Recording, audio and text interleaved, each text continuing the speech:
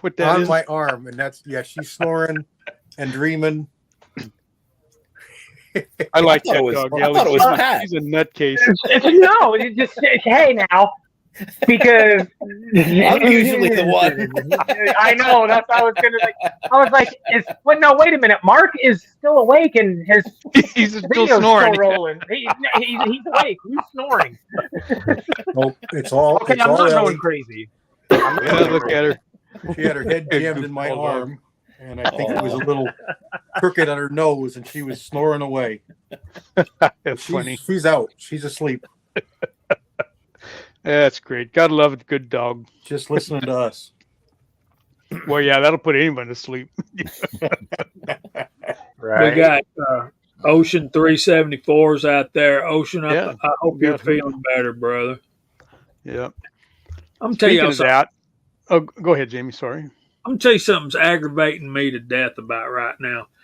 On the comments on the side of what we see here on the panel, my up arrow on the comments don't work, and this is about the fourth time in a row that's been happening. And you know, I hate to be bitter, but you know this costs money, and it ought to work. Anyway, that's enough of my. What do you mean? What do you mean up arrows? You know, like when you want to go up to the up arrow and you try to scroll up to some previous comments. I have them. Mine don't work. My up arrow. Now I can go down here and I can left click on the slider and slide it up and down. But I want to go. I agree with that. But you don't click on the arrows. Click under the arrow or above the arrow and just click the cursor up. Because I've never had the arrows work that way. It's just saying this way it'll move that way, and this way it'll move that way. Well, I'm the alien over here on a Macintosh, and I don't have any arrows. It's all here on the mouse, and so I just scroll with my finger on the mouse. I don't ever remember having an arrow. I do what Vallejo does. I have my arrow just like over the comments, and then I just scroll up and down. Yeah, that's all I do. I just drag it down, and I can go all the way to the top. Yeah, that's why you got to do it. But I'm on an iPad, so. But I have the pop-out chat from YouTube, and I can go over there, and everything works. Oh, interesting, huh? I'm just whining. You whining? You're allowed to whine once in a while. Rich White, I'm on a laptop. I don't have a scroll button. First world problems, Jamie. First world problems. Ain't it true? I mean, I'm sitting here full as a tick, about to pop, trying to stay awake. All my friends are around me. We got 60 folks out there watching, and I'm whining because the arrow don't work. That is definitely a first world problem. Hey, well, I do have something that's driving me crazy at the moment. And if I can, I'll make it quick. Okay. Only because TW kind of brought this up. His dog snores, okay? I snore. So I'm told that I should take use the mask because I'm killing brain cells and I'm going to die. And so this is what I analyzed from this, okay? His dog snores. My dog snores. I bet his dog is smarter today than it was when it was a pup. So is it losing brain cells? Is his dog getting dumber? Or maybe is there stuff our doctors are doing to us that are just killing our brain cells? Because for the past 6,000 years, mankind has slept without breathing apparatuses and we've survived. So I guess I'm just throwing that out there. Am I wrong? Am I wrong? I just want to know. You're right. You're right. You don't need to put on that Bane looking stuff while you sleep. Yeah. Face hugger. Thank you, Hot Pot. Talk about having stuff to complain about. Our friend and subscriber, New Tex I Can, Most of you guys have seen him. He shows up once in a while, but he's a working stiff, and so he doesn't always have time to come in and into the chats. But he'd had this old Ford Flex POS that he'd been talking about getting rid of for a long time, and he'd also been griping about his glasses weren't cutting it anymore, and he needed to get new glasses. So last night he and his 14-year-old son were in their little Ford Flex POS mobile, and it hydroplaned and crashed, and they're okay. They got scratched up, and so he says, "Well, I guess I'm not gonna worry about going out and buying a new car now. This one's toast." And then the cruncher was that we'd been worried about his glasses, and the tow truck driver stepped on his glasses and broke those too while he was loading up his car. I said, Tex, I said, what else could go wrong? I said, you got rid of both of those problems all at once, man. You're gonna get a new car and a new pair of glasses out of this deal. all on his first day of vacation. Yeah, it was his first day of vacation. He was taking like 12 days off, and this happens to him. And that car was thrashed too. He sent me a couple pictures of it. Yeah, he went down a pretty severe cliff right there, and it was pretty rocky. Yeah. And the whole front end's tore out from underneath it. And those glasses the tow truck driver stepped on were brand new. They were progressive bifocals, and he's trying to get used to those. And yeah, well, and it wasn't a laughing matter, but having all of that happen just all at once on the first day of his vacation, God, good grief, I got nothing to complain about here. I mean, I could too, but it'd be just complaining. One thing I've learned in my walk with the Lord is don't ever say things can't get any worse. Mm-hmm. Only pray to get better. Yeah, that's literally the worst thing you can ever say. We don't say it in the farming community at all. I got one for you, Pat. Back around the turn of the century, there was a severe drought out in the plains, and you know, farmers are out there. They got crops in the field and all this, and it'd been going on for a couple of 3 years by now. And they decided that they were going to have a prayer meeting on the town square and pray for rain.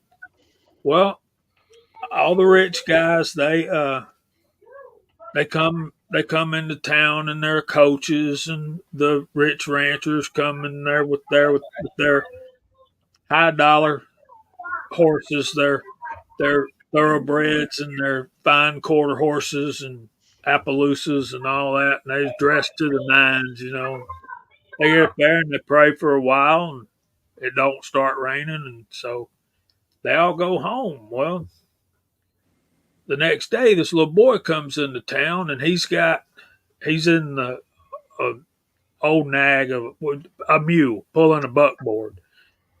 He pulls up into town, and one of the men there asked him, "What are you here? What are you doing?" He said, "I come to pray for rain. I was here for the prayer meeting." He said, "That was yesterday, boy. It ain't raining yet." The little boy reaches in the back of his buckboard, pulls out an umbrella, goes up to the town square. He starts praying. Also had a bucket with him. So he prays, and he prays, and he prays, and he prayed till it started raining. Now, what's wrong with this picture? The 12-year-old little boy praying for rain. He brings an umbrella. He's praying with faith, buddy. Something's going to happen here. Uh-huh. And he not only needed that umbrella, he filled that bucket up. So, and it's not verse of the week time. I know I'm on my pedestal, and I'll shut up. But when we pray, do we expect God to do something, or are we just there for the show? I mean, really. Yep. No, I agree, Jamie. I agree. That's a good one, Jamie. I like that. I'll have to remember that one. Mm-hmm. So we got lots of cool and great people out there. Well, I mean, let's start getting into our first topic of the night, because I only have one. And does anybody on the panel happen to have a a piece of brass cross sectioned. That ain't Well, nothing. I got a picture, I'm sure, but I don't have anything in hand. Well, we want to talk about something that I heard on somebody's live stream or on a video or something. And they were talking about how brass is thicker at the bottom. And I thought it'd be interesting for us to discuss exactly why that is.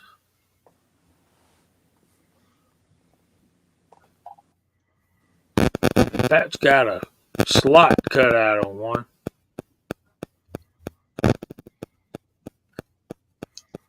You ain't got no good light there, buddy. We're having trouble seeing that. There you go. Yeah, that's actually billable it straight off of my hat right there that's got the slot cut in it. Okay. But yeah, it's definitely thicker at the bottom. It's a 9mm case. So I've got some better examples that I could go get real quick too. So You know, when you're trying to get that camera to focus, you have to actually say focus. No, focus for you. focus. We got a winner, Jamie.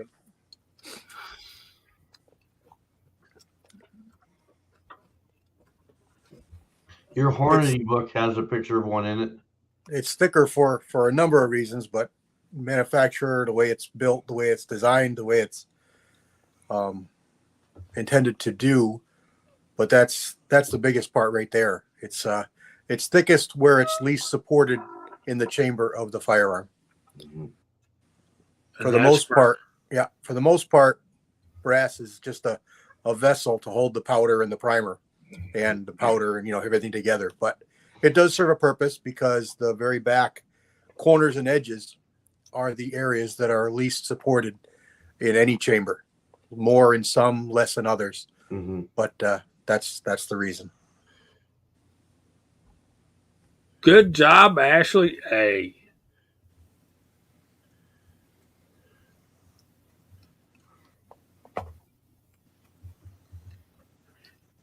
I had a much more complex answer, but What is it?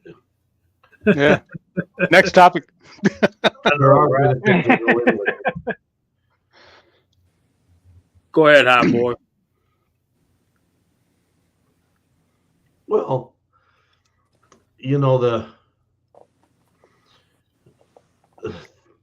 that's where upon obturation, that's where a lot of the pressure is applied right there, and so being unsupported in that area, that's huge, right? Mm-hmm. You always got a backwards thrust too, as well as just from side to side. So it serves as a lateral support for the bore axis as well, just on the sides. There's a lot, just not expansion from side to side, but what Ashley said is number one, but number two, it builds in that strength for rear support as well.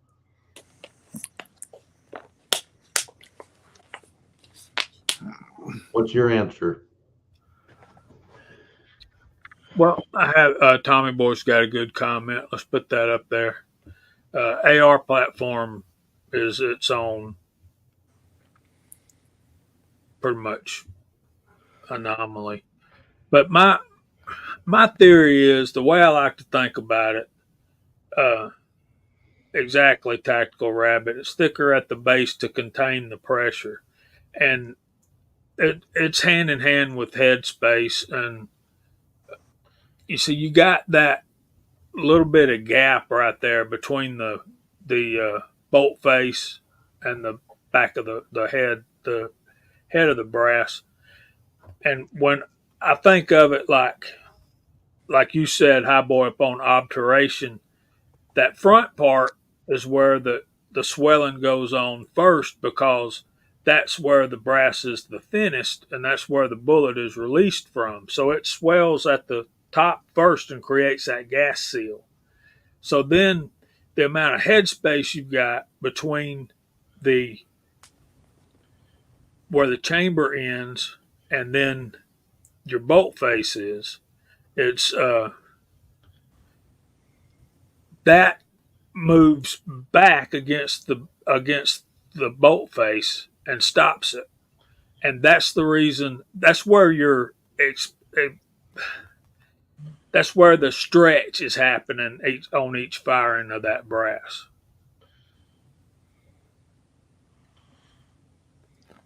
Yeah, you can see in that photo there that CW is holding up, the part of the case that represents, just below the web there and the extraction groove. There's nothing that brass. There's no place for that brass to go and under pressure, and so it can expand out laterally there. Everywhere else on that case is being supported, from the web upwards and from the kind of head downwards, back to the breech face. That's where it can expand into. But right through that extraction groove, there's nothing there. It's got to be heavier duty because there's nothing to support it. And that's a good diagram right there. Well, what we got going on there is you got the beginning of a case head separation over on the right side. Yeah, this is from an unsupported chamber. And this is a good representation of what can happen or what does happen to your brass when it gets a serious swell from an unsupported chamber. That edge you see there coming down where the thicker part swells out is actually getting sheared. It's like a piece of metal you bend back and forth many times and it actually breaks. And what's going on there is it's swollen out in that very thick area where there was no support. The chamber came down the thin walls and was supporting the case, and then where that thick part comes out, there was nothing there to hold the sides of the case, and it swelled out there. Now the reason it didn't happen on the top is because this was likely a semi-auto chamber, and the hood covers the whole top of the case, so it's got plenty of support at the top, but at the bottom where the feed ramp is where the support is lacking. Yeah. And that's where this swelled. It swelled down into the feed ramp. And you could say it's probably slightly overpressure to cause that, and that's probably true.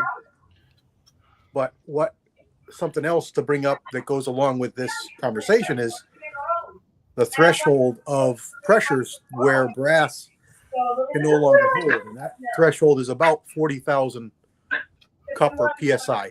They're different, but for the sake of what we're saying right now, we'll call them the same.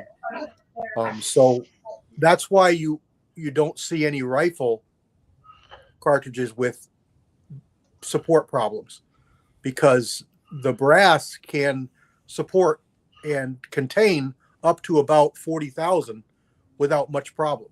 So you see your 45 ACPs and 380s and stuff like that run on very low pressures with somewhat unsupported chambers and big gaps in areas, and it's fine because the brass can contain that 20,000, 23,000 without any problem at all. But you start stepping up into the 50s, the 60s, 65s, some high power pressure rifle cartridges, that brass can't do it. And a matter of fact, goes along with kind of what Tommy said there. If you look at some of the brass, it'll almost look like a muffin top when it's overpressured, because the bolt head on a bolt action rifle is coming up the sides into that thick area of the web. So it's actually fully supported. It's a ring of steel, and that's what Remington used to have in their ad slicks. It's a ring of steel that supports that case head. But it's really, really, really close to the chamber, but not touching. So there's a tiny whisker of separation or unsupported area there. And it's very, very small, but it's there.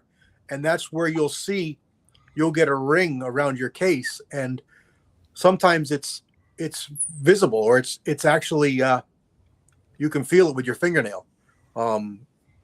There's been a number of guys doing videos that have seen this when they resize the cases. And I think we've all probably watched Johnny's reloading bench, and he went through this with a couple of calibers where he had a ridge at the base of his the web area after he reloaded, and I've seen it as well, and it comes from seriously overloaded, overcharged, overpressured cases for whatever reason, machine gun ammo or a bad chamber or a bad reload or who knows what, but it's overpressure, it's excessive pressure, and it really shows. That's where you start getting loose primer pockets. That brass has to go somewhere. You're moving a lot of pressure, and even though it's all supported, there's weak parts, and the weak part is that primer pocket, and that's why your primer pockets get loose, because it literally gets pounded with the pressures of firing, and it just moves that brass ever so slightly. It'll start pinching up. You reloaders, have you ever found cases that don't slide into your shell holders? That's what's happening. The brass is moving. It's pinching down the diameters and the dimensions there, so it no longer fits in the shell holders. Mhm. That's what's happening. That's why. And what you hear referred to as a Glock smile, that's a real thing. You really need to be aware of those bumps. And it looks just like a bump when you're before you size it, but after you size it, you can see that distinct smiley mark upside down. Yeah, they make a tool called a bulge buster, and I think it's a good tool, but you should not repair actual smiled cases. And what's a smiled case compared to a bulged case, because they are different, is that line like you saw in my picture there. If you can grab it with your fingernail, it's a shear. It's gonna fail. If it's just smooth and round, you're still working the brass, and it's still gonna fail, but it's not likely to be a dangerous, catastrophic thing. Yeah, I see a lot of that. It's got that smile on it, and then the bold stuff. Yeah, smile stuff always goes in the recycle bin. Yeah, if it's bulged Yeah. out, it's so obvious when it's a bad bulge. Bless you, my boy. That anybody would look at it and go, I don't think I'm gonna try to fix this one. If and you you gotta shouldn't, question it, because just it's check it. creased. Yeah. So, Gene, you got a smile pile at work? That's cool. That's I always got a smile. the picture's still up, and that's a failed case. That's something you want to throw away. So if you can feel it with your fingernail, it's stuck there, and you would feel that, throw it away. All right, Jamie. So just for you, man, I ruined a piece of brass. Oh no. You Hold guys on a can see the difference in the thickness right there. A little bit better view, probably. It's significant. It's significantly thicker at the web. Especially in a rifle. You really see it in a rifle. I'm looking for a rifle picture. I got one. I wish I could find the ones that I got cut up, but I don't know where the heck I put them at. Because I've got some out of a 7.62 by 54, and then I've got some out of some 270, and a couple other ones, but I cannot find them. I know they're in the Ziploc bag. I've got 375 Winchester brass because it came up years ago, and I sectioned a case. We had a conversation on a forum about reforming 30-30 brass to use in 375 Winchester. And it's okay, honey. It's all right. And it's actually different and thicker. And I sectioned a case and got pictures of it here. And I got it here somewhere. I'll find it before the show's over. But you can see the distinct thickness difference, and you see the web, how rifle cases, because they're holding more pressures, they're thicker. Gotta be. Okay. Well, here, let me ask a stupid question, since we're talking about the web on that. Now, when they moved over from black powder, the old cap and ball and everything, or even a black powder cartridge, since the pressures are so much higher with smokeless powder and everything, has anybody ever heard of horror stories, or when they were manufacturing cases and stuff, when they switched over to smokeless, of massive case problems when they first switched over to smokeless powder, since the pressures were so much higher. I don't know, They not Pat, have- but I was just going to say my grandpa always said there's no such thing as a stupid question, only stupid answers. So. Right, I've heard that one too. Well, I don't black- know the answer to your question, but I have one for you. You mean you cut a 270 in half? Had to. I had to because when I was just a wee lad, 12, 13 years old, Dad had a case failure, just about kind of like what we're talking about. And this was first run brass. This was brand new brass out of the bag. Shot it, went and did some testing and everything with it. And he had a failure that just about looked like that. And come to find out, on the what do we got there? that was a hot load. Ooh, yeah, I'd say so. You can read the case head, and here's a piece of brass that's Wow. Oh, in some heavy pressures. That's the definition of a flat primer, ain't it? And we all know flat primers, okay? We all look at them and we all say, "Oh, that's a really hot load." And I like to try and educate when people say this, because primers are very soft, and they're all different thickness cups. So it's yes, it shows pressures, but it's a poor way to tell too much pressure. What it tells you is that primer saw too much pressure, but it may not be too much pressure for the load. It may be the wrong primer used in the case. So, in this case, it's a good explanation to show that primer is excessively flattened, it's excessively moved metal. Well, if you think the brass didn't move at all, you're kind of kidding yourself, because when you get that kind of excessive, you can almost see a black circle there that's the actual diameter of the primer, and that's excessively flat. You can see the extractor, that little round half moon between the C and the N. From That one looks cartridge. that looks like the metal from the the round edge of the primer cup has actually flowed out away from the primer pocket and gotten a little skirt on it. Yep, that little round disc there.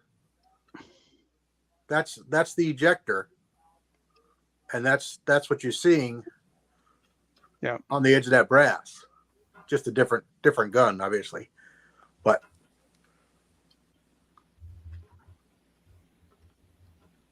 there's a primer just seated. You see all the gap around it. That's still round. Yep, that's an old style primer. Old primers were round, and then when you seated them, it made a flat on them. They were actually quite domed. Old primers. So let's do this. There was a question that Pat had, and I wanted to address a little bit there. Speaking to black powder cases and handguns, one that comes to mind immediately is balloon head cases. Balloon head cases were, if you've ever seen inside a shotgun shell, is a good explanation or a good representation of what a balloon head case looks like on the inside. Today's cases are pretty much round on the inside with just a hole for the flash hole. A balloon head case, there was much less brass there, and the primer actually was up into the powder charge, and the powder fell down around the primer, and there was no cut around the base of the case. It looked more like a 22 round. There was no ejector cut around the rim of the brass. And those cases should not be used for smokeless powder because they are dangerous with the pressures that are exerted on them with smokeless powder, and they do pop up. You will find them. I've found them recently. 44 40s and 45 Colts are two of the big culprits. Obviously, you're not going to find it with modern cartridges because they never were used for black powder, but they do exist, and they are something to think about. And if you see a case that looks a little bit different, investigate a little bit, and you may have found a balloon head case. Again, if I run across a picture here, I'll show you. I'm still looking. Okay. No, that's cool. I was just curious because when you're going from the design of that, from black powder to the smokeless powder in the, right before the 1900s, it's just curious on how much problems they ran into. Sorry, I was throwing a little bit of a curveball with that question in there. How much problems they actually had with cases going from black powder to smokeless. There's a cutaway of a rifle case that shows some issues going on. Mm-hmm. If you see, we're about to have a case head separation on that one too. Yep. And that's where if you've read your manuals and you've seen them talk about making yourself a tool out of a paper clip to go down inside the case to feel the inside of the case, this is what you're feeling for with that tool. Mm-hmm. And this is what you'll feel, what you'll imagine is in there, and what it is in there when you find it. That is an incipient case head separation is the next thing to happen. And what's going on there is the brass, and Jamie talked about this a few minutes ago. The brass in firing stretches, and it stretches mostly from that area where the brass is thicker because it's stronger to where it gets thinner. That's primarily where your brass is moving from. It's flowing forward. And that's just physics. That's just the way it is because it's exerted upon the most in that area. And if you've got a headspace problem where the brass needs to move to fill the headspace, you're going to be finding those rings showing up on your brass.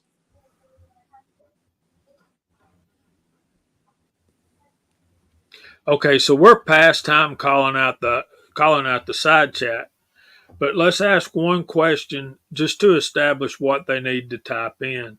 What is the first cartridge dedicated solely to smokeless powder?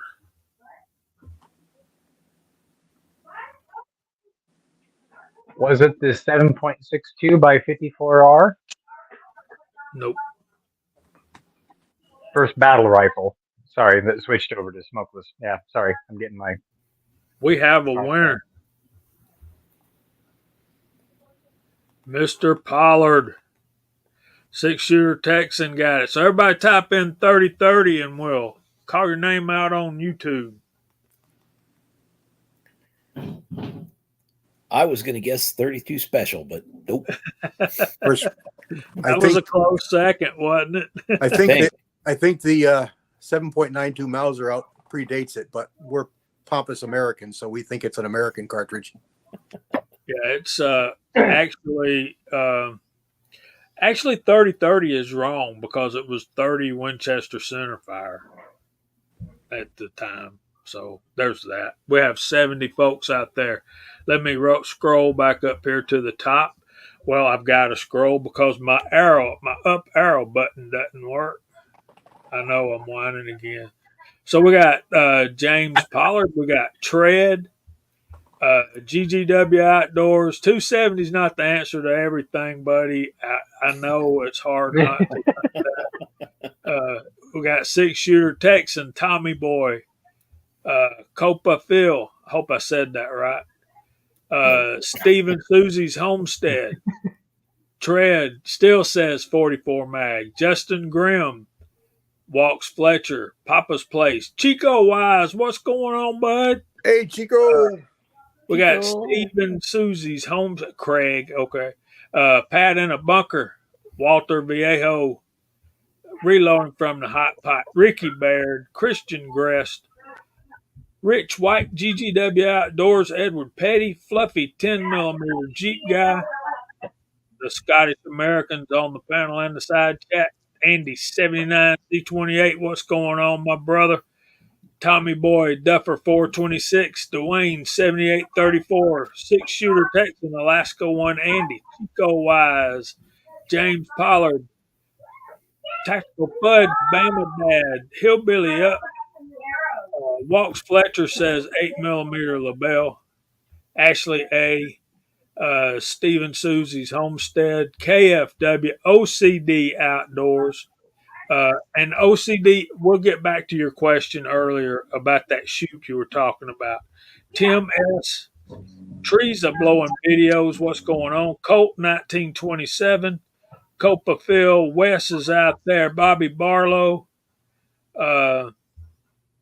Walk still says 8mm LaBelle. Somebody's going to have to look that up. Running with Scissors, Papa's Place, Millsurp Duo, Timothy Burkett, Reloader 762. Mark Thomas says 30 Winchester Centerfire. Tactical Fuds out there. Justin Grimm. Walks is dead set on 8mm LaBelle. Apparently, we got it wrong. 8mm, 8x50 R LaBelle. And Dale Pogue. There's Kyle Lusk. Reloader 762. So, Glenn Davis is 4570. James Pugh's out there. 76 High Boy Reloading. He jumped off. Apparently, he's not feeling well. I hope you feel better, my brother. And I think that's everybody. Oh, yeah, your opinion's always valued, Walks. And the only reason I said it was 30 Winchester Centerfire is because I read it in the Lyman book, the Lyman Reloading book. I don't know anything, man. I'm just the first American cartridge. Like I said, we're pompous Americans, and that's what we feel. That's what we think. Yeah, which makes us right. That's right. And we have the right. Yeah. We got the right to be wrong. Yep, that's right. Well, we did win the war. Yeah. Who's on first? No, what's on second? Tommy Boy says 30-30 was Who's on third? 1875. What did he say? Yeah, it's 1884 for the LaBelle. It was a French guy. Okay, please tell me, Viejo, you said, I don't know, third base. Yeah. Okay. I thought I heard that right. Mr. Bob's out there too, so. And Abigail ain't wrong about that. But that's, we try not to say that. And let me tell you something, Abigail, I was the world's worst for a long time. It's just, we just can't be that way. What I'm telling you is, World War I was fought on French soil, and they had taken a lot of losses and suffered greatly in World War I. So when we start bashing them for World War II, I think we need to take into consideration that World War I was only 28 years before, and it was all on French soil. And most of World War II was as well, a lot of it, and in Russia. And it ended in Germany, the war in Europe. And Walks is not wrong either.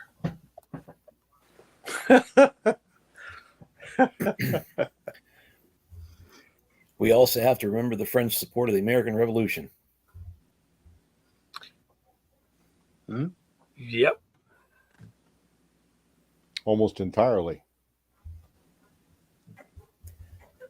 Not because they loved us, but because they didn't like the British. Yeah, so they helped us. I mean, they did almost all of our financing. Who was it? Ben Franklin's the one secured most of the financing, wasn't it? Yeah, he There's a- spent a lot of money over in France too. There's a Yeah, good picture of support, chamber support. He was getting his fringe benefits as well. Yeah, Hey, probably a few things that needed treated with penicillin. Exactly. There's a good picture of an unsupported chamber right there. Wow. Mm-hmm. And I think people call it the Glock Smile, but it can be any chamber that's built like that. And I've got a Springfield, and it's not as bad, but it still does it. So Yeah, that's a good photo right there. It really shows what's the cause of it. Now, if you notice that cartridge that's fully seated in there is actually not how it would work, but it does show the support. The rim that you see up on the top is where the rim of the cartridge is supposed to be, where you see it on the left hand, Right. or the right hand picture, depending on how you're. But anyway, it's a good representation of where that support lacks. Mm-hmm.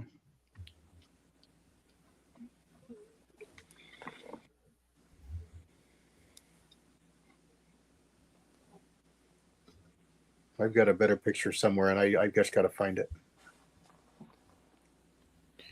So let me take you off there. It's getting a little weird there.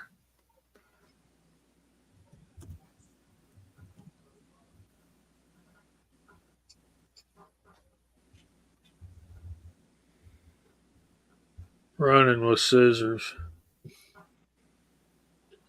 Man, it's still raining, and it's going to get cold here too. We got 74 nice folks out there watching us. Can y'all That's believe amazing. that? Woohoo! Amazing. OCD Outdoors was asking about a particular shoot that he was going to. I have not heard of that particular one. OCD, if you're out there still, put that up there again and tell the folks about it. And maybe if there's some folks in the area, maybe they can go by. 76 now.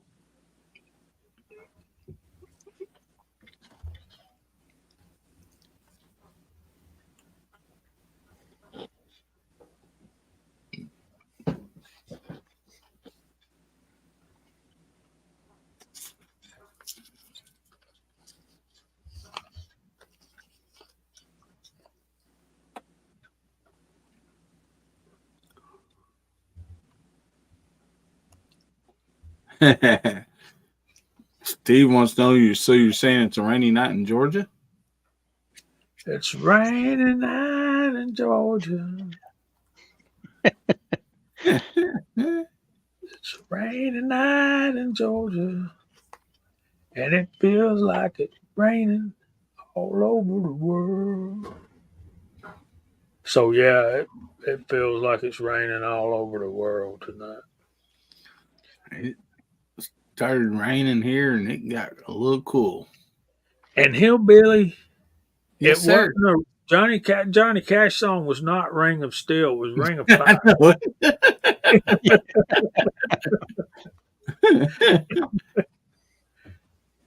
I think Word Al Yankovic did the Ring of Steel.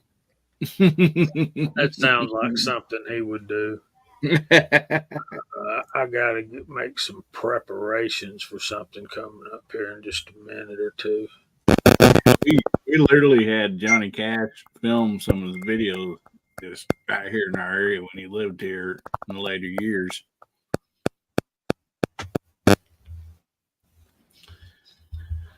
Yeah.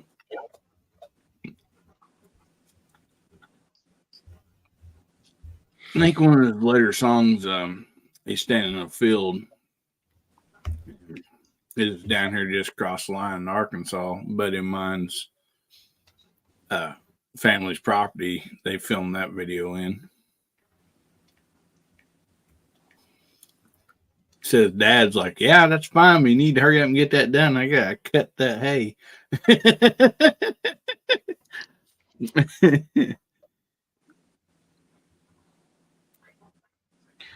I'm sorry. Hot Pot, are you about ready? Sure thing. Are we early? No, a minute or two. Yeah, a couple minutes. It's all right.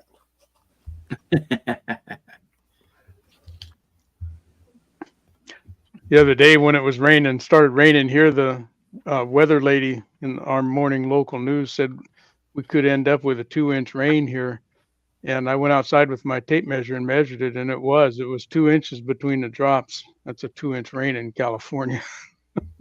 Hardy, har, har, har. It's time for What's Hot Pot Got. Check that smile out, folks. He looks like he knows something we don't, doesn't he? Yeah, he knows what cartridge he's going to show tonight. If you get in touch with him, I'm sure that you can get tattoos just like his, if the price is right. If the price is right. Right. But I want to give this announcement first. Republic Ammunition has got free hazmat, not free shipping, free hazmat due to the carrier offering free hazmat. So for Awesome. all your hazmat orders on powders, primers, Republic Ammunition has got you covered. Nice. Good news. Thank you, sir. First, I want to show this box that I've got. Look at that price tag. Wow. That is for 20 of these beautiful 308 150 grain interlocked projectile cartridges. So tonight, being 308 March 8th, I got some side comments on 223 about not doing something for 223.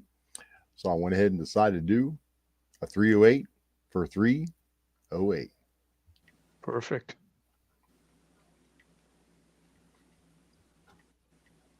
So the 308 Winchester is a fabulous cartridge. I have a Savage bolt action. I love shooting it. It's a smokeless powder rimless bottleneck rifle cartridge widely used for hunting, target shooting, police, military, and personal protection applications globally. It is similar but not identical to the 7.62 by 51 millimeter NATO cartridge. This cartridge was actually designed in 1952 as the 7.62 by 51. It was released in 1954 as the 308 Winchester to the commercial market. The parent case to this is a 300 Savage. The bullet mass and type are 125 grain to 185 grain and go from velocity of 3,100 feet per second down to 2,510 feet per second. Very, very nice cartridge. It's used for big game hunting. It's actually issued in the Alaskan wilderness against polar bears because of its impact, you may say. Has quite the impact. But this is one of the most popular rifle cartridges ever. It is used globally by militaries around the world and is a favorite of hunters still today.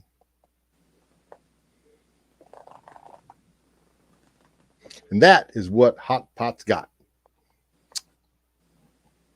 Very nice, sir. For 308. Perfect. All right. Thank you very much. And Mr. Bob has a question. The answer to that question is yes. Yep. Head for the LGS. There's going to be one on the rack, just about guaranteed. I have a box of 3006 and a box of 303 British for that very reason. Royal Tiger Imports has been having some sales on some uh, infields, British infields. They look rough. I'll tell you what, researching this 308 Winchester, there's so much information about this, about different cartridges, parent cartridges made from it. It's made from. It's almost kind of overwhelming. So I mean, I had to break that down just pretty basic because this could be a 2-hour show on a 308 Winchester cartridge. Or 7.62 by 51. So, do you know what the primary differences are? Primary differences are case wall thickness. Okay. There's other minor differences too, but case wall thickness. Yeah, the external dimensions are the same, but the internal dimensions are different. Yes. It holds less powder to create more pressure. Well, actually, the 7.62 by 51 holds less pressure than the 308 Winchester. So you would think that the military version would hold a higher pressure, but it doesn't. It holds less. And that's backwards from Remington 223 and 5.56. Yes. So James Pugh says that he likes its baby brother, 243 Winchester.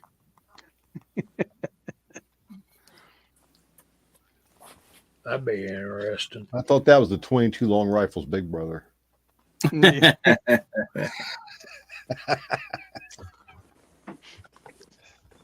Gene, did you say when that cartridge was first introduced to the civilian market? I think you did, but I didn't hear it. Was it in the mid 50s? Is that when that thing came around? Yeah. Yep. 1952 for the 7.62 by 51 and 1954 for the commercial 308 Winchester. Gotcha. Thank you. So all things considered, it's still a relatively new cartridge compared to some of the other, rifle calibers that are still floating around. Yeah, there was it developed out of another cartridge that the military was doing trials on. And this one came about because it's a short action. And it's relatively more lighter weight than what they were looking at. So easier to carry more ammo and use short action rifles. And it's a favorite of snipers. And I just wrote in there, GGW, you're going to love loading 30-06. It's pretty fun, fairly easy. It's scary, but yeah. And Copa Phil's catching on. 270 Winchester, the greatest cartridge ever made. So why is it the greatest cartridge? They don't know. They just like repeating that. Yeah. Yeah. I'll tell you why, because Walk said so. That's fair enough. You gotta give some props to Walks. That's fair enough. And Once in a I've while. killed so many deer with my 270, I can't count them. I've shot a couple 270s. I really liked them. I do not see that much of the brass coming in the shop. I mean, it's 10-1, 30-06 to 270. That's because people that shoot 270s generally keep them and reload them and shoot them again. Keep them. I was just figuring there's just less people shooting them. So I want to say congrats to 6-shooter Texan on his new 357 rifle. I bet there's a video coming up.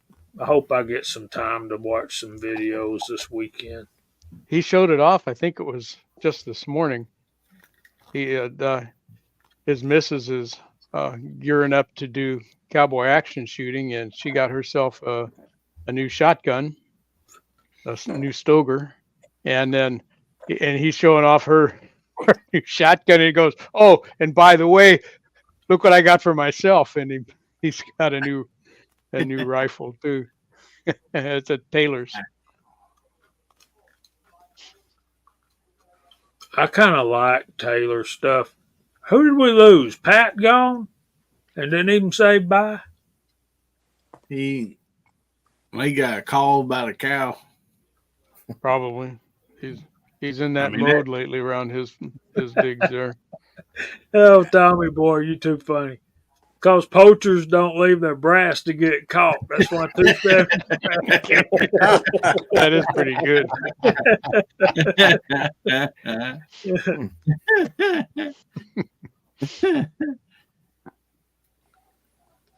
So, Scotsman, you're being quiet over there, brother. What's your thoughts on 270 and 308 and all that stuff? Well, I really haven't shot 270. I know you're gonna hate me for that one, but I've shot plenty of 30-06, 308. Great cartridge. Not too bad on the recoil whatsoever. 30-06 is one of the first ones I ever shot, as far as a rifle goes. You know, 30-06 is the first cartridge I reloaded. Period. Wasn't 270? No. That's always a good topic starter for reloaders. Is what's your first cartridge you reloaded for? Mine's 22 Horn.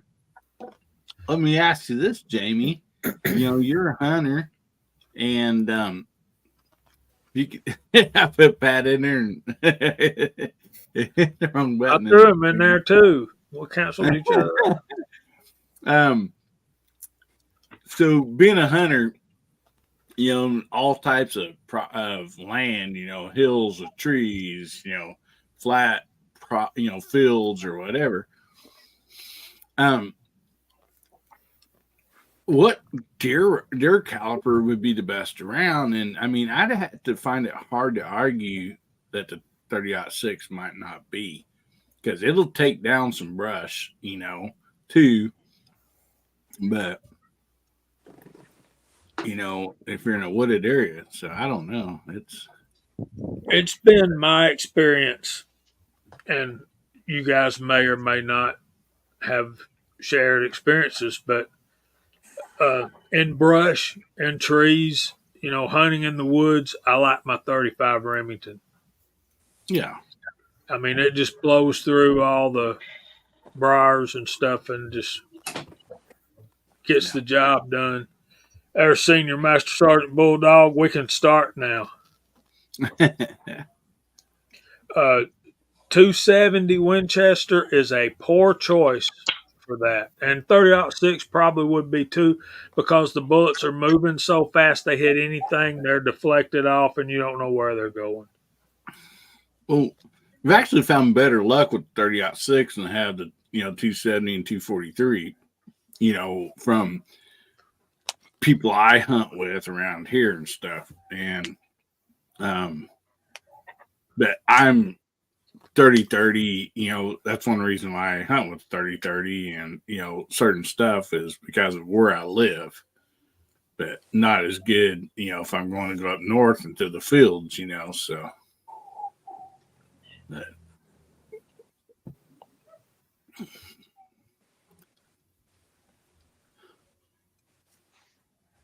Yeah, I just hunting in the woods, heavy and slow works the best, right? Wouldn't you say, CW? That's the accepted belief. Convention. Yeah, but there's something to be said about rotation. If you have anybody's ever worked with bicycles, if you grab a hold of a bicycle rim by the axle and spin it in your hand and then try and rotate it, the faster it goes, the harder it is to move. And that centrifugal force is a real thing. Yeah, that's what Walks is saying up there, so that's actually backwards. But I can't put it up there because my up arrow don't work. Well, 6-shooter Texas, I know you don't have trees down there in Texas, but here in the hills of Missouri, you got to shoot through limbs, because there's going to be at least 1, 2 between you and whatever you're shooting at, your deer. One of the problems I've had in hunting here in the woods is when you're using a scope and you have up close limbs in the way, and you can't see them in the scope, and then you miss the deer, and you look up to see where you missed, and there's a tree limb shaking right there in front of you. Yep. I can honestly tell you that I shot one deer and shot through 3 limbs before I hit them with the 300 blackout. Now, they were small, but I hit 3 limbs and I still hit the deer. Yeah, man, that's a 30-30. That's 1 in 7, 1 in 7 twist. 130 grain bullet happened to be. So that bullet was screaming rotation. Oh yeah, I've seen where RPMs in the hundreds of thousands. Now, I've heard, and I might be wrong about this, but one reason I was so interested in the 300 blackout is, I heard a lot of people say, basically it's a 30-30 Magnum. Is there any truth in that? That's a poacher's favorite. Yeah. what is a 30-30 Magnum? 300 blackout. Oh, I thought you were talking about 22 Magnum. Oh, no. No, the 300 blackout. It's behind the 30-30, at least in published data. Is it? Okay. Yeah, it's part of it is shorter barrels. You only ever see it 16-inch or shorter barrels. It was designed with an 8.5-inch barrel, I think. So, it's not designed for this kind of stuff, but that's what people use it for. And it's actually for my kind of hunting here, and probably you as well. It's a dandy caliber if you're a hunter and not a shooter. If you can, you can get calm animals up close. It's beautiful. It's 100-yard. I don't push it past 100, 125. I've actually had it bounce off a shoulder bone at 160 yards, literally. Oh, wow. Yeah, so I won't use it past 100, 125. But inside that, between my buddy and I'm not exaggerating, we probably have 20 deer with it since we started using it around 2012, 2013. Yep. So it's That's going to be not just a few deer. We've shot a lot. Season. I've played with 300 blackout. I don't own one. I did a loading project for a buddy of mine at work, and I had his rifle for quite a while. Scotsman, you got a 300 blackout, don't you? No? Yeah. Yeah, I built a 10.5-inch. I haven't got a ton of rounds through it though. I'm probably gonna make some changes to it, but yeah, I built that one. It's probably been a couple of years now, at least maybe 3-4 years ago. They're so much fun, accurate, light recoil. They just use a little spit in the powder. They shoot from 110 or 90 to 250. They'll probably shoot more heavier. It's a lot of fun. I love it. I absolutely love it. At one point, I had a single shot of bolt action and a semi-auto. You shot my 300 blackout, didn't you, Jamie? My pistol I brought down. I think I did. The one I had a suppressor on it. And that's the big draw to me for 300 blackout. It's like the natural suppressor host. I got suppressors on both of my 300 blackouts. Yeah, the Whisper predated it, but it was never legitimized. So the AAC paid the money and had it, so they got to name it. Actually, my dies say 300 221, which is what it initially was, the 221 Winchester case, which is a shortened 223 case, necked up to 30 caliber. It's not really made from initially shortened 223s. It's made from 221 Fireball cases opened up.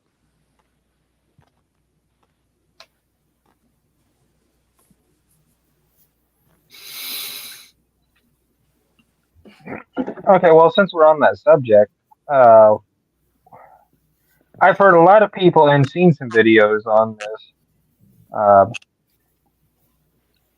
What is the main difference between 7.62 by 39 and 300 blackout, especially if a guy reloads for 7.62 by 39, which I'm thinking about starting just because the ammo is getting so dang hard to find, especially any of the Russian stuff, steel case or anything like that.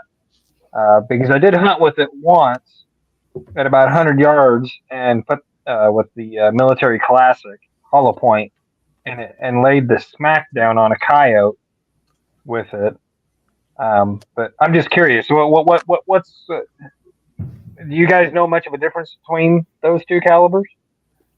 Are you just looking for ballistic district differences?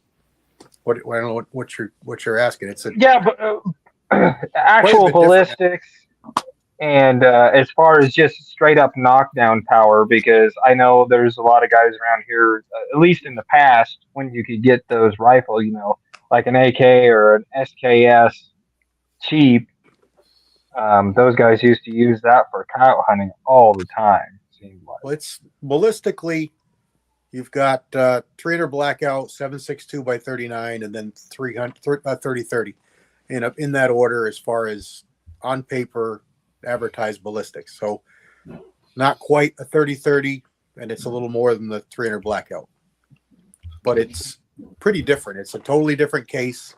It's 440 in diameter. It's 311 diameter. It's quite a bit different, but ballistically, numbers on paper, it's just a little faster than the blackout can do with the same weight bullets, and it's just a little bit behind the 30-30 on paper, ballistic. But it's a good choice. The same type of thing inside 150 yards. It's a real nice choice, and its handicap is generally the firearms that it's in and the barrel lengths that it has. If you put it in a good bolt action, it's a really nice, accurate cartridge. If you give it a 20-inch or 24-inch barrel, and you get a little more ballistics out of it. All right. Well, thank you. I just I just happened to got an upper here a little while back. I haven't done a video on it yet. It's just kind of a gun in hiding right now. But yeah, I really like it as far as ballistics and everything that gun produces, especially in a heavier barrel. And I'm running it out of an 18-inch, and man, it's dead nuts accurate, especially if you put some good ammo through it. So yeah, I'm liking it so far. It's gonna be a really good caliber, and there's some pretty good ammo out there. It can be a really good caliber. Another little snippet about it is Ruger made some, and they chamber theirs with a 308 barrel. So there's that.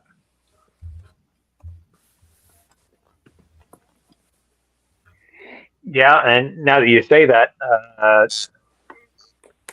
Travis P11 actually has one of those in bolt action, and he did a 100-yard test at a range with that. It just popped back into my head, and pretty good little gun. I mean, it was pretty dang accurate with that ammo, and he was just running. I think he was running the same thing I was with the military classic 124 grain hollow point on it. So, nothing real special, but good groups. Yeah, you'll probably see 2,400 feet per second with 125, and the 300 blackout is probably 22s.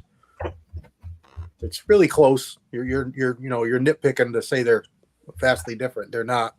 They're close, but it's got a little bit more velocity than the blackout with a given bullet weight.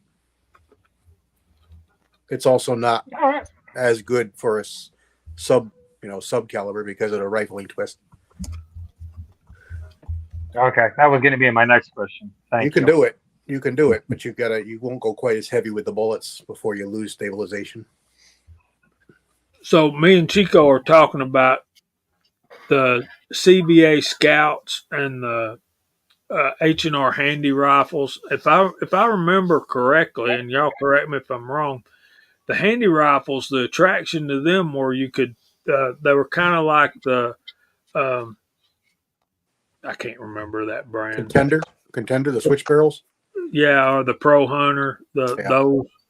They actually swap the barrels back and forth. They actually are not designed for that. They did do it a little bit, but they're not designed for it. They're not like the Contender. You had to send them in to get them fit for a given barrel, and if they fit, if you change the barrel and it fit, it was just by luck. They were not designed to be switch barrels. That's it, Thompson Center, my man, Copa Phil. I honestly figured a 7.62 by 39 would be a lot stronger bullet. I have some here made from in Russia, and that's it on my left side, and then there's a 300 blackout next to it. So to me, I figured that that 7.62 by 39 would be a lot stronger round than the 300 blackout. But that information you just gave, I was like, well, that's pretty cool. And I had to run and get this. I'm like, I didn't realize that the 300 blackout was that close to that. Yeah, I guess. And they're both limited by the firearms they're in. If you had them both in bolt action rifles where you could ramp up that pressure, 60,000, they would both handle it, and you would get some better ballistics out of both of them. But they're both in guns that need to be down lower in pressures, and that's what they're limited to. Okay. Like the AR platform. Yep. and the SKS AK. Yeah. And Reloader 7.62 saying he runs 185 grain thumpers in his SKS rifles. Yep. I've got one of those in there that I inherited that's still wrapped up in plastic and packed in cosmoline. We need to do something about that. Wow. Yeah, it's not a great one. Still, that's pretty cool though. Yeah, it'd be fun. Good night, Rich White.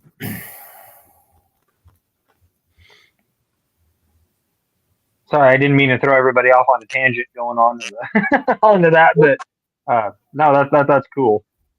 I think, and y'all can yell at me if you want, I think the 300 blackout is an American answer to the AK round, which is that 7.62 by 39. Yeah. And it's the 300 blackout. What Kyle Lusk always told me was it's made to clear a room. Well, it's a pistol. It's it's designed with an 8.5 inch barrel. So it's designed. It's got a lot of defensive use. It's a slight better than a handgun because of its firearms that it's in, but it's still those kind of ballistics. It's a 45 ACP. It's a 200 grain bullet at 900 feet per second. Subsonics. It's actually really good for that particular purpose. Yeah, it's accurate. It doesn't over penetrate. Closer range. It's a dynamite caliber within its limitations.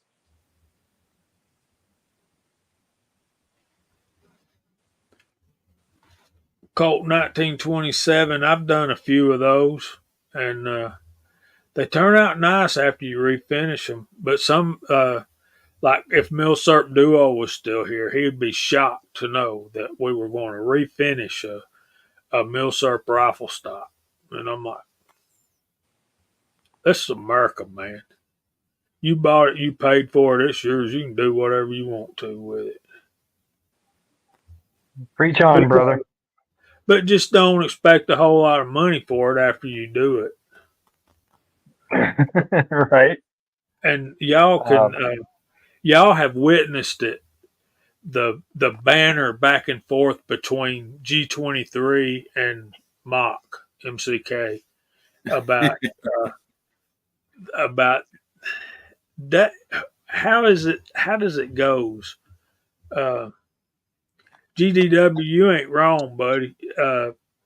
7.62 by 39 brass is like a hen's tooth. It's like finding large pistol primers right now, or large rifle primers. I got a big giant jug of it. You know, we get it by the barrels in the shop, and I sit and go through it and try to inspect it. But most of that 7.62 by 39 brass, might as well just throw in the scrap bag. It gets ate up so bad. Yeah, you check them with a magnet, Gene? Yeah. Everything goes, when everything gets rough sorted, it goes over a magnet pad, and everything gets dumped into barrels underneath of it. Because there's lots of cases. You'd be surprised how many cases out there look like they're brass and they're actually steel. Oh, I know. Every once in a while, I'll pull that barrel out from under the rough sort and just kind of run through it, and I'm just amazed at how much looks like brass. It's not all that gray steel that you see on a lot of the military stuff. There's some that looks. Look at your shotgun shells. They're almost all steel nowadays. They're not brass anymore. A lot of 9mm cases are steel, brass coated. Yep. And I got a video on my channel about that, showing that. Hey, you just might surprise yourself if you run a magnet over your brass. You just might get surprised. Yep. More so now than there ever used to be. Especially, Gene just said, 9mm. The last 5 years or so, I've been seeing more and more and more of it, and I've learned to pass a big giant magnet through my 9mm bucket now. And it's like you said, some of it you can't see. I mean, it doesn't come to your eye and say, oh, that's steel. It still looks kind of like brass. It looks just like brass washed. Yeah. You got to really look to see the difference side by side. You give it a casual look, you will not see it. Yeah. Your dyes won't like it. Yeah. No. You'll know the difference when you run it up in that die. Immediately. Yeah. I've got a big plastic tray. I used to pick up range brass. I just get it from the shop now. But when I picked up range brass, I'd put on a big plastic tray and take a really large magnet, one of those magnet bowls. Oh boy. And run over top of it. And you just amazed on how much sticks up onto that. We've got a sighting, fellas. We do. Yeah. 3, 2, 1. Hey. Mario. West Coast weirdo. Hey, Battle Bean. Oh, man. Yeah, Reload. I always look forward to seeing Mario show up. It's just kind of a special deal here and it's part of the fun. It is. Yeah, the SKSs are not as hard most of them are not as hard on the brass. They always get that cut right just down from the neck.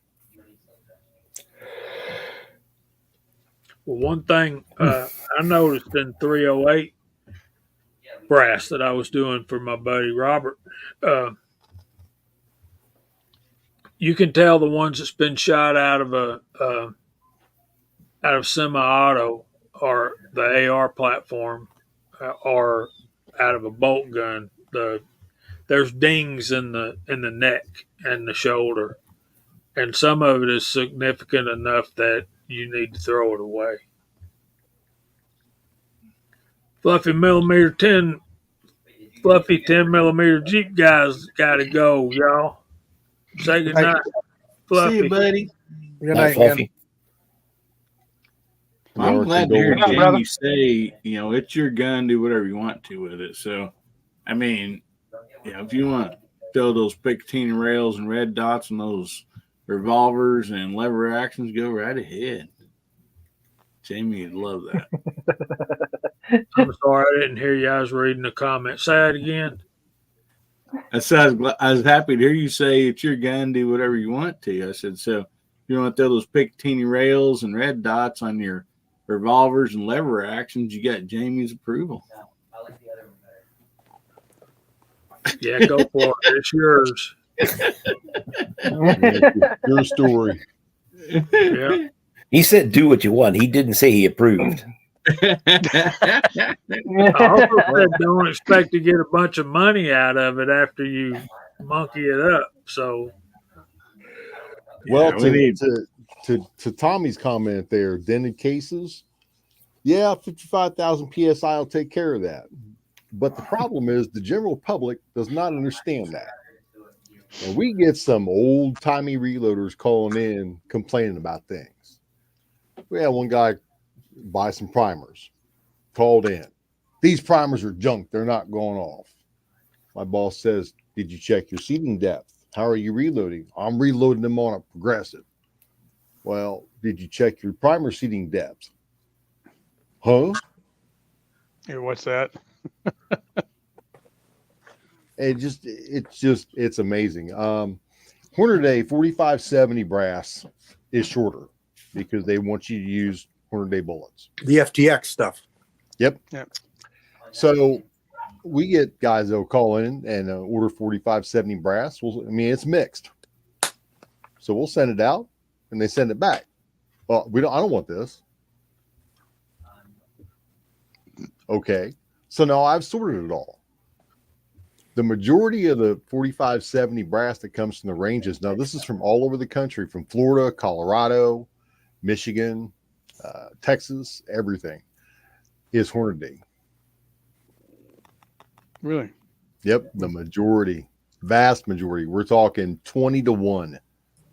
Yeah, there is some Hornady that's still longer, but that FTX is that popular. That's what most people buy nowadays. Yep, and that's what they shoot, and that's what they leave behind at the ranges. Yep.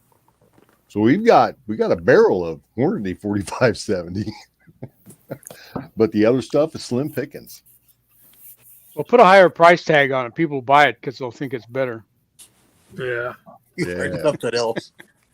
Tommy boy, I'm really interested in that. Turkey's turning out some pretty good firearms.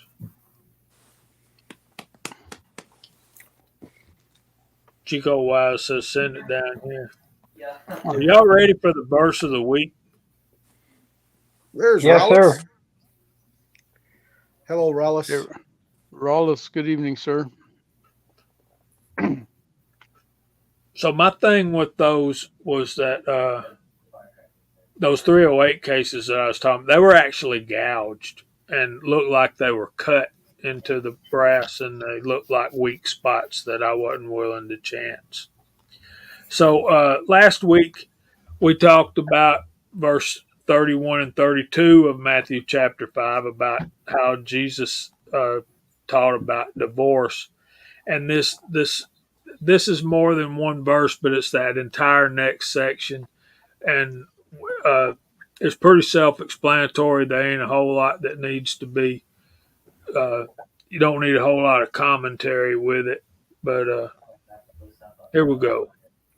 Starting verse 33 of Matthew chapter 5. Again, you have heard that it was said of those of old, you shall not swear falsely, but you shall perform your oaths to the Lord. But I say to you, do not swear at all, neither by heaven, for it is God's throne, nor by earth, for it is his footstool, nor by Jerusalem, for it is the city of the great King.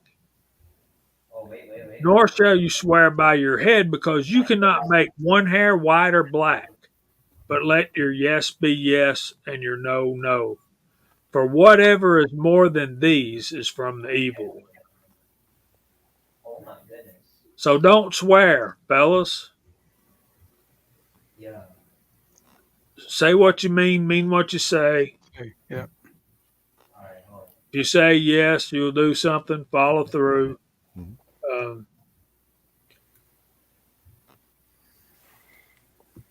That's pretty much all that needs to be said about that in my mind. Fantastic. Yep. Very, very good word from the Lord Himself. Anybody else want to comment on that? One thing I'll say about it is that I am very proud of the family that we've built here on YouTube and on the other platforms of our community. Seems very straightforward and very honest, very much men of their words. And I'm proud that y'all let me hang out with you sometimes. That's a two-way street for sure, Jamie. Yes, sir. I think you hit the nail on the head right there. I can't say it any better. You can't stop this. That's not you, Dennis. I don't know. That's one of my biggest pet peeves is when They're not the same. They'll never be the same. you can't take somebody for the word. You know, it's Yeah. Yep.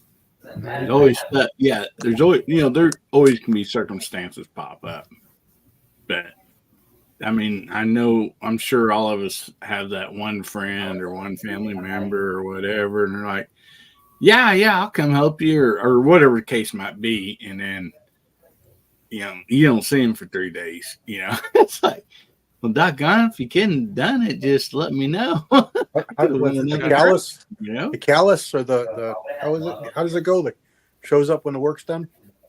Yeah. Yeah, when Yep. you get finished with the hard work and you're ready to eat steaks and drink beer, everybody shows up. Yeah.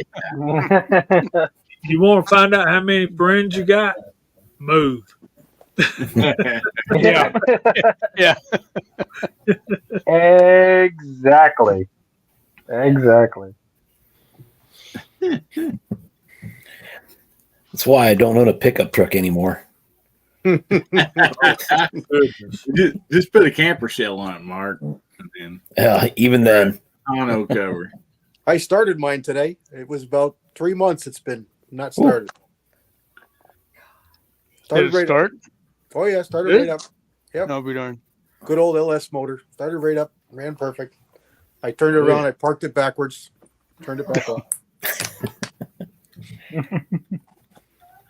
R4 Mississippi Thunder, thank you very much. I'm glad you Wait. approve of the Lord's word. You go once, and I want you to this button. Very cool. Very cool. Man, I can still hear it raining. It's 58 here.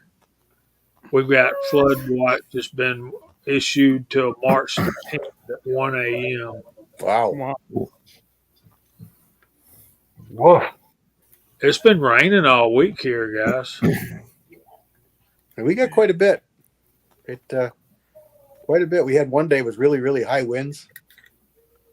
It was quite a bit of turbulence going on. Yeah, we had 5 days of no burn, because of the winds and the dryness, to 2 days of just nothing but rain. Man. Yeah, we've got rain Yeah. right now and forecasted all the way through tomorrow up until Sunday. Yeah, it's that same systems that was out here 2-3 days ago. It's all moving you guys' way. Yeah, we're going to get it You could tomorrow. have kept that, Walter. Tomorrow afternoon.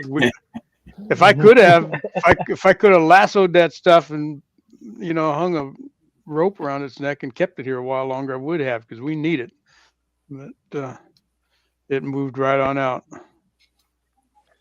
Rolled Yeah. over my house and said, "We can't stay here, boys. Let's get out of here." About the way it was out here. Duffer says, rent a roll off. You'll have lots of friends. Yeah, they There come you on. go. They're all bringing their trash to your house. Oh, yeah. Keep going to the dump. Oh, Oh, man. don't get me started on that one. I know. So, Scotsman, what's y'all's weather like up there? Raining too? Yeah, it's supposed to be raining. I haven't looked outside, but it's supposed to be raining through tomorrow. Pretty much all day tomorrow. I think So Monday's supposed to start getting sunny again. so you're Oh, not Papa's working place. tomorrow, right? What's that? Papa's place got tornado watch there, man. I kind of Ooh. wish a tornado would come over my place. That back room here is so messy. Tornado just put stuff away. You're off, Uh, Scotsman. You're off till Sunday night, right? Yeah, Good. yeah. Good. Sound like And you're. just a quick side note so folks know. Sunday the chat will be there, but I won't be there for the next couple of weeks. I'm working 10-hour shifts, so I'm not. Oh man. Doggone it. Jump over, support Alan. Make sure you support Alan and the rest of the guys. I feel your pain, brother. Yeah, all this let's talk about the scrap out here. When you're taking 45 bags of 3,500 pounds a bag to our locals called OmniSource, the more you take, the more they pay. And when you're talking that much weight, that's a huge jump in the check they give you. Yeah. Huge jump. I mean, I've seen checks in 5 figures from one trip to the scrapyard. Wow. Yeah. I mean, that's a lot of dough. I reckon they smelt it down and make more brass, don't they? Yeah. Yeah. They've got a guy that actually comes and gets all of it from Omni, and he's a smelter. So what do you guys do if you spent 22 long rifle cases? Scrap that too. You don't get as much for that though. They really knocked the price down of that because of live rounds in it. The smelter, the guy that buys it, the smelter does not like to hear that popping in his film. So he won't pay that much for it. But I mean, we even scrapped the aluminum, but that's mixed metal because of the primer. Yeah. And then we got a guy where we take all the shotgun shell hulls and all the steel, and that's only pennies on the pound, but it's not going in, it's not going in the direct trash that way. He's actually doing something with it. Yeah. I ended up, there was a lot of 22, long rifle spent cases. And I'm like, yeah, Tommy's right. Some places won't take 22 long rifle brass because of the live rounds in it. Yeah. But they'll take it. They just chip you down on the price. That's it. Well, it's a lot better than hitting it with lawnmower, I reckon. Well, I put two bags that one weighed high 34 and the other one weighed low 35 in the back today of 9mm brass that's going to the scrapyard next week, or 2 of them that's going to go, and we've got more bags to actually get together to go to. So I never realized working at a reloading supply was also a scrap business. Yeah. I mean, who'd have known, just thinking about, somebody that's selling range brass, they're also scrapping stuff.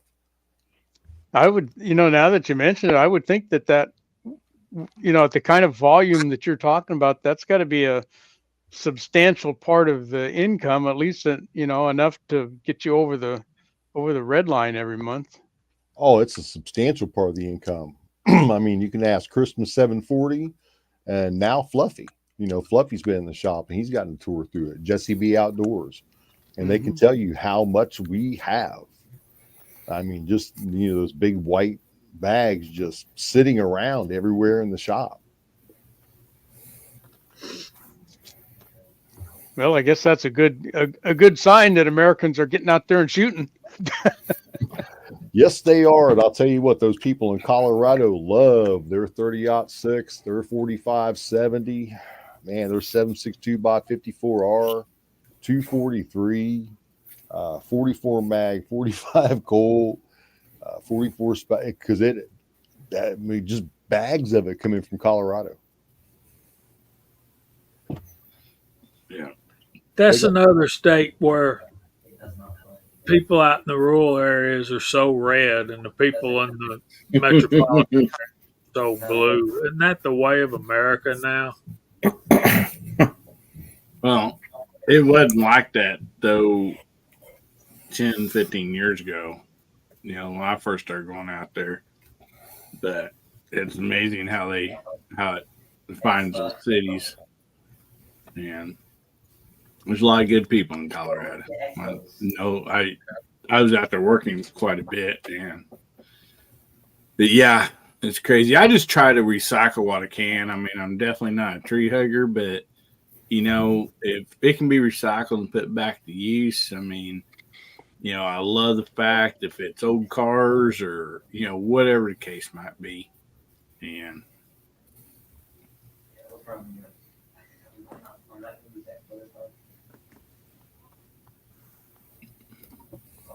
That's the only thing. That's the only thing I'm really big on recycling is packaging, cardboard, bubble wrap, stuff of that nature. No, man, bubble wrap is like the greatest stress relief ever, man. That's the original. What do they call those? Fidget spinner. Fidget spinner. That's the original fidget spinner. Well, we have nowhere around here to recycle cardboard, and my wife, she takes glass in. We like the plastic baggies from Walmart and all that. And, a lot of people don't know this, but Walmart has a little thing out there just in the lobby of their building that you can take your plastic bags and dump in, to recycle those. We recycle, aluminum, metal, all that stuff. But there's nowhere around here for the cardboard. And so we burn it to keep it from going into the trash, Well, cardboard will disintegrate in a landfill. It will go back to Mother Nature. But we dispose of half of our dumpsters cardboard every week. And my boss requested a cardboard dumpster, and they came and looked at it and they said, "You don't have enough."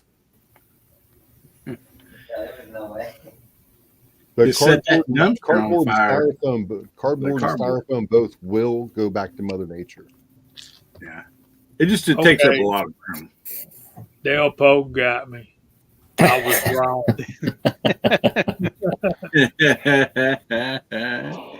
Bubble wrap being number 2, especially the big ones. Yeah, those big ones. Rigby sees those in the house. She's dancing on them, man. All right, it's time for us to start going through the room. I'm assuming Gary's firing up the TV over there. Hillbilly? I'm sure he is. Well, you want to go first? Tell us what you got coming up this week. Yeah, I'd be more than happy to, brother. Oh, man. To carry out tonight, of course, after this great show, you got Gizzard Gary, and then you have Gun Websites. There's 2A Weekly Wrap-Up. And then Saturday and Sunday, there's all kinds of great stuff, guys. So check it all out. It's so much I can't name it all. I would miss somebody for sure. But anyway, tomorrow night I have Guns, Beer, and Therapy coming up at 9 o'clock Central, 10 o'clock Eastern. So if you folks can make it over there, we'll be happy to have you. We try to have a good time over there. And then other than that, I've got videos coming out. I set it over there. Hang on. Grab this real quick. The video coming out on the Arkin LPVO, just like one Jamie has. The video coming on it, and then I'm going to be doing a comparison between it and the Prism with the Ford magnifier. I really, really fell in love with that from Monstrum. So after I get this video out, I'm going to be trying to compare both of them side by side. And so looking forward to doing all that. So anyway, thank you so much for having me here. I appreciate you guys. Love to start out my weekends like this with a bunch of great people. And side chat's been rock and rolling all night. Thank you all for having me. Thank you for being here, man. Yeah, thanks, Hillbilly. You betcha. Yeah. Have a good one, brother. Oh, make somebody's day better, will you? Absolutely. I will definitely try to. Pat, you want to go next? Yeah, sure. Thanks for having me on, Jamie. Definitely appreciate it. Kind of found my new home for Friday nights out here with y'all. Definitely appreciate you guys letting me hang out with you guys. I've learned a lot, especially on the reloading side, even though I do reload some stuff myself. Just love the format, love the people. Everybody in the side chat, go check out the channels. I know we a lot of people out there are already subscribed, but go check these fine gentlemen out because everybody's got great content out there. So I can't name off all of the, like Hillbilly said, I can't name off all the nights and what everybody's doing because I'll forget somebody. But as far as me going, I'm going to get even busier. I've got a brand new building coming in to the house down here at the old bunker. So yeah, things are about getting real busy with wiring and everything. So that's I'll have to put some videos out on that. And I do have to apologize to somebody on the panel tonight. Gene, I'm sorry that video's not out yet. I've tried to shoot that video twice, and I can't. Finally, I got my wife involved, so it's gonna be funny. I think you're gonna like it. I think we got something mapped out. I think, especially with the shoes, and you know what I'm talking about. Oh yeah. So I wanted to make that a very special video. I want to make it funny, so hopefully that's coming up here pretty soon. So anyway, I'm done blabbing. Yeah, it's hopefully it's going to turn out great. Hopefully it's going to be hilarious. So anyway, thanks for having me on again, Jamie. Appreciate everything. You're welcome. Thanks for being here. Can I say real quick? I was hoping to see Pat in those shoes, not his wife. Hillbilly, that's weird. Negative. I've got 13 wide. I'll blow those shoes out like nobody's business. Hillbilly. He put a Glock smile on those nice red shoes. Okay, that was fun. Go ahead, Mr. Interesting, eh? Well, can't say anything more than thanks for having me. Been a wonderful evening. Great hanging out with everybody. Wonderful watching the side chat roll on by and chatting with everybody. What I have coming up this week, don't know. We'll see what we can get done. Get some leather projects finished, and if the son and I can get to the range, we haven't done that for over a month or maybe even two. Yeah. It's been tough. This Pennsylvania winters just suck. So whatever I can do, I'll put up there and share with everybody. Just been great. Thanks for having me. Walter.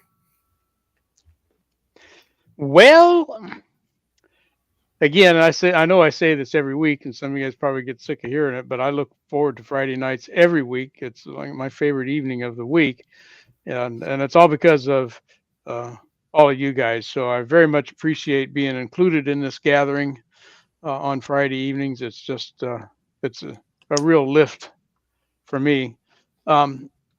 As far as what's coming up over here at the Viejo bench, we got this 45 ACP comparison with 10 different round nose bullets that I'm going to try to get that introductory video out on Monday, but it might be Tuesday. Free the Few is still going on over on the Rumble channel, and I got to tell you, I tried to do this video today with a comparison between a Magneto Speed and a Lab Radar and the Garmin Zero. And that just turned out to be the definition of a cluster, because I tried to have all three of them going at the same time with one firearm and shooting. I'm going to make the video anyway, just so you guys can see how not to do one like that. But I'll put that out here in a couple days. I got to figure out how to get it edited so that it'll make some sense. But so that's what's going on here. Again, thanks for the opportunity to mix it up with you guys tonight. It's a good thing that we do here. I'm sure of that. Thanks for being here, man. Mr. Gene, what you got coming up? Well, thanks for having me on. I always have a good time on Friday nights. I learn so much. You know, the more you think you know, the less you know. You know? No. You don't know until you know. And then you still don't know. Well, I want to remind everybody that Republic Ammunition, it has free hazmat, not shipping, just free hazmat. So you only pay shipping charges on primers, powders. Throw in some bullets and some brass while you're in the cart. RepublicAmmunition.com. If you don't see on the site, do not be afraid to call and ask. Sometimes it just doesn't make it up there. You know, we've got the inventory, but there's only 4 of us in the shop, and we do the best we can to make that place run like a clock every day. And most days it's like a clock with a bent hand. So there goes that without saying. So, Gino, are they open on Saturday? No, but you can still call. My boss is a hardworking man. If he doesn't answer and you leave a message, he will call you back. But mainly Monday through Friday from 8 a.m. to 4 p.m. or normal business hours. And if you're in the area, like Fluffy did, Fluffy stopped in today. I got to meet him in person. Very nice meeting with him. I didn't get a chance to talk long, but hopefully I'll have more interaction with him, and he'll be coming back in the shop. So thanks for having me on again. Great panel, great side chat, good times. Thanks, brother. Mr. Scotsman. Always good being here. I appreciate it, man. Appreciate everyone up in the side chat, especially. You know, you say it many times, brother, but we can't do it without those folks out there. So appreciate everyone out there. Apologies, I didn't say a whole lot. I'm dealing with allergies, but other than that, you know, everything's good, doing all right, hanging in there. So appreciate it. Good being here. Good seeing everyone. Thanks for being here, brother. Mr. C.W. Longshot. You doing anything this coming week? Of course. I got video a day, and I've had a video a day for quite a while, and I got a video a day for quite a while ahead. So I got range trips planned. I got lots of other things going on, and always something. I just want to say we had 76 I saw tonight, and that's a pretty good number. That's all thanks to you guys in the side chat. Really, really, really appreciate it. Great to see all you guys every week. Look forward to the interactions and the comments. And heck, we spend the first 20 minutes just saying hi. And all of us on the panel are going back and forth with that. So it's quite an event, and we all look forward to it. So really, really good times.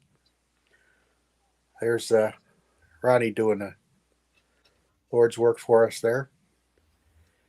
And yeah, I got I don't know what order they're coming up. I don't want to say what they are, but I got a video a day coming for quite a while. So stay tuned.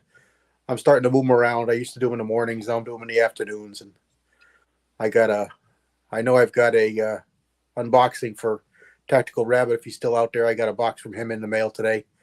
And a big thank you to him for that. And I did a thank you to Walter, who sent me some really nice syrup and jellies. That was really thoughtful. I didn't know it was coming. Really, really good. Crop got into that this morning, and he likes that. Gave it a big thumbs up. So they won't last long when he gets hold of them. But yeah, we're having a good time, and look forward to some more. Just a quick note, just to keep Jamie in your thoughts and prayers. He's got a lot going on, a lot on his plate. He can use your kind words and your thoughts. And great to see all you guys on the panel. I hope you all have a great week, and we'll see you next week. Thanks for being here, brother. And thanks to all you guys in the side chat. And I'll say that the hard work that CW is doing on his channel is paying off because he's continually growing in number of subscribers, and I congratulate you on that, my brother. Like he says, my family covets your prayers at this time.